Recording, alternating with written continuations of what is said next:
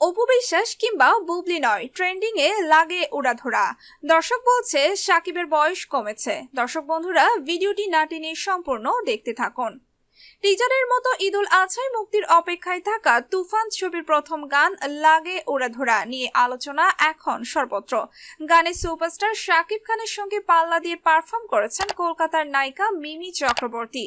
আরও দেখা গেছে গানটির গায়ক প্রীতম হাসানকে। গানের শেষে চমক হিসাবে ছিলেন নির্মাতা রায়হান রাফিও। মঙ্গলবার বিকেলে গানটি প্রকাশের পর থেকে বাংলাদেশের পাশাপাশি পশ্চিমবঙ্গেও রীতিমতো আলোচনায় তুঙ্গে শাকিব খান ও মিমির গানটি। সোশ্যাল মিডিয়ার কল্যাণে সহজেই দেখা যাচ্ছে শাকিবের নিউ লুকে এ গান দেখে দর্শকরা প্রশংসা করে বলছেন শাকিবের বয়স যেন অনেকটাই কমেছে।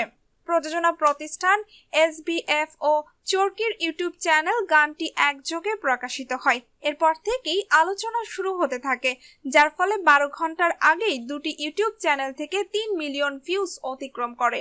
সঙ্গে সঙ্গে বাংলাদেশ ও ইন্ডিয়া দুদেশে থেকেই ট্রেন্ডিং এ আছে সাকিবের উড়াধুরা এই গান।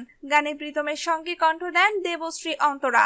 গানটির কথা লিখেছেন রাসেল মাহমুদ ও শরীফুদ্দিন এবং সুর সঙ্গীত করেছেন যৌথভাবে গান প্রীতম ও রাজাক দেওয়ান। গানটির কথা, গায়কী, সুর সঙ্গীত আয়োজনের সঙ্গে পর্দায় শাকিব ও মিমির প্রশংসা করেছেন দর্শকরা। বেশিরভাগ দর্শক গানে শাকিব খানকে দেখে চোখ ফেরাতে পারেননি বলে মন্তব্য করছেন। অনেকে নারী অনুসারী ফেসবুকে লিখছেন এই গানে শাকিবকে দেখে তারা ক্রাশ খেয়েছেন। অন্যদিকে সিনেপ্রেমী ও ইউটিউব রিভিউতে সমালোচকরা বলছেন গানটি দেখে মনে হচ্ছে শাকিবের বয়স দিন দিন কমে যাচ্ছে। এক কথায় মুগ্ধতার কথা বলছেন।